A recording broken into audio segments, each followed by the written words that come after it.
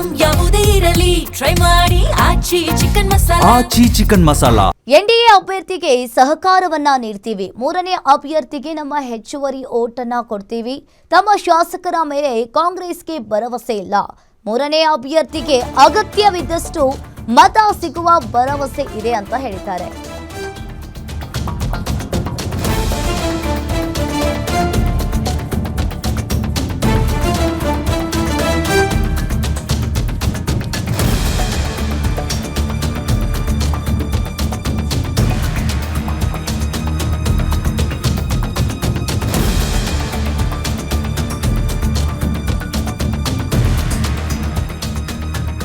NDA ಅಭ್ಯರ್ಥಿಗೆ ಸಹಕಾರವನ್ನ ನೀಡ್ತೀವಿ, ಮೂರನೇ ಅಭ್ಯರ್ಥಿಗೆ ನಮ್ಮ ಹೆಚ್ಚುವರಿ ಓಟ್ ಅನ್ನ ಕೊಡ್ತೀವಿ, ನಮ್ಮ ಶಾಸಕರ ಮೇಲೆ ಕಾಂಗ್ರೆಸ್ಗೆ ಭರವಸೆಯೇ ಇಲ್ಲ, ಮೂರನೇ ಅಭ್ಯರ್ಥಿಗೆ ಅಗತ್ಯವಿದ್ದಷ್ಟು ಮತ ಸಿಗುವ ಭರವಸೆ ಇದೆ. ಇನ್ನು ಮೂರನೇ ಅಭ್ಯರ್ಥಿಗೆ ಮತ ಹಾಕಿಸಲು ಅವರು ಕಾರ್ಯತಂತ್ರ ನಡೆದಿದೆ. ಯತ್ನಾಳ್ ಬಿಜೆಪಿ ಅಭ್ಯರ್ಥಿಗೆ ಮತ ಹಾಕ್ತಾರೆ. ಇನ್ನು ಯತ್ನಾಳ್ ರಕ್ತದಲ್ಲೇ ಹಿಂದುತ್ವವಿದೆ, ರಕ್ತದಲ್ಲೇ ಬಿಜೆಪಿ ಇದೆ, ನಮ್ಮ ಪಕ್ಷದ ಅಭ್ಯರ್ಥಿಗೆ ಓಟ್ ಹಾಕ್ತಾರೆ ಅನ್ನೋ ವಿಶ್ವಾಸವಿದೆ. ಈ ಬಗ್ಗೆ ನಮ್ಮ ರಾಷ್ಟ್ರೀಯ ಅಧ್ಯಕ್ಷರಿಗೆ ಪತ್ರವನ್ನ ಕೂಡ ಬರೆದಿದ್ದಾರೆ. ಗ್ಯಾರಂಟಿ ನ್ಯೂಸ್ಗೆ ಶಾಸಕ ಅರವಿಂದ್ ಬೆಲ್ಲದ್ ಅವರು ಹೇಳಿಕೆಯನ್ನ ನೀಡಿದ್ದಾರೆ. ಹಿರಿಯ ಶಾಸಕರಾದಂತಹ ಅರವಿಂದ್ ಬೆಲ್ಲದ್ ಅವರು ನಮ್ಮ ಜೊತೆ ಇದ್ದಾರೆ. ಸರ್, ಬಿಜೆಪಿ ಅವರೇನು 2 ಸ್ಥಾನ ಗೆಲ್ಲೋದಕ್ಕೇನು ಸಮಸ್ಯೆ ಆಗಲ್ಲ, ಆದರೆ NDA ಮೈತ್ರಿ ಅಭ್ಯರ್ಥಿಯನ್ನು ಕಣಕ್ಕಿಳಿಸ್ತಾರೆ. ಏನು ರಣತಂತ್ರ ಸರ್? ಏನಿಲ್ಲ, NDA ನಮ್ಮ ಪಾರ್ಟ್ನರ್, ಹಾಗಾಗಿ ಅವ್ರಿಗೆ ಸಹಕಾರ ನೀಡುವಂಥದ್ದು ನಮ್ಮ ಧರ್ಮ.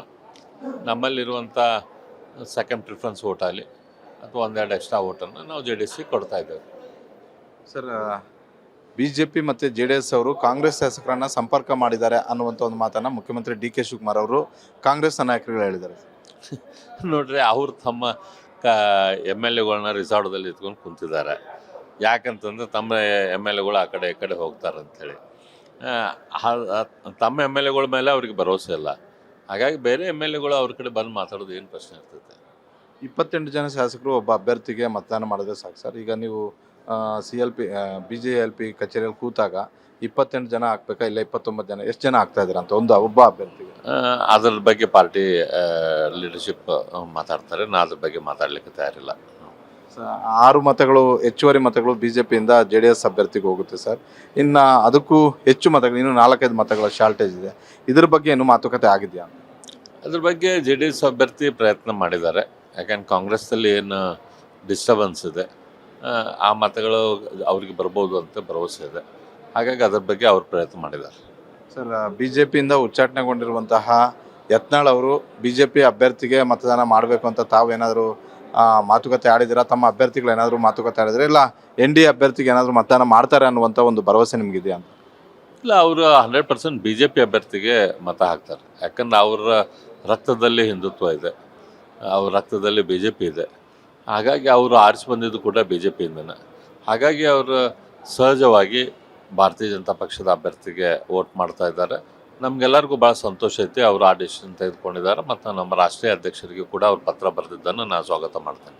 ಸರ್, ಪಕ್ಷೇತರ 3 ಶಾಸಕರು ಕಾಂಗ್ರೆಸ್ ಜೊತೆಗೆ ಇದ್ದಾರೆ, ಆದರೂ ಕೂಡ ನೀನೇನು ರೆಸಾರ್ಟ್ಗೆ ಹೋಗಿರಲಿಲ್ಲ. ಅವ್ರನ್ನೇನಾದರೂ NDA ಅಭ್ಯರ್ಥಿ ಪರವಾಗಿ ಏನಾದರೂ ಯಾರಾದರೂ ಮಾತುಕತೆ ಆಡಿದಾರ? ನನಗೆ ಅದ್ರ ಬಗ್ಗೆ ಐಡಿಯಾ ಇಲ್ಲ.